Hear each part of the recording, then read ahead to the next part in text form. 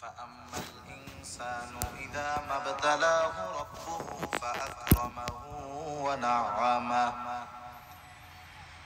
আল্লাহ রাব্বুল আলামিন বলেন ফাআম্মাল ইনসানু ইযা মাবতালাহু রাব্বুহু মানুষকে যখন তার রব পরীক্ষা করার জন্য ফাআকরামাহু ওয়া না'আমা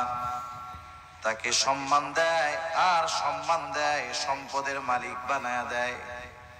একটু খেয়াল করেন, আল্লাহ তাআলা বলতেছেন মানুষকে পরীক্ষা করার জন্য যখন তার রব তাকে সম্মান দেয়, সম্পদ দেয়, তাকে নিয়ামত প্রদান করে, সে নামাজ না পড়ুক, রোজা না রাখুক, সে মানুষের কাছে বলে বেড়ায় ফায়াকুলু রব্বি আকরামান, আমার রব আমাকে সম্মানিত করেছে।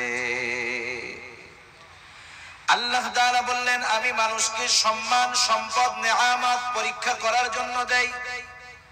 আর মানুষ এটাকে পরীক্ষা না মনে করে সে বলে আমার রব আমাকে সম্মানিত। প্রথমত একটা জিনিস আমাদের ক্ষেত্রে ক্লিয়ার হওয়ার প্রয়োজন,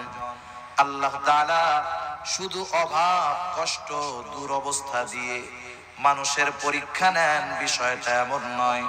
বরং সম্পদ, সম্মান দিয়েও আল্লাহ তাআলা পরীক্ষা নেয়। যদি এমনটা হতো সম্মান, সম্পদ মানুষের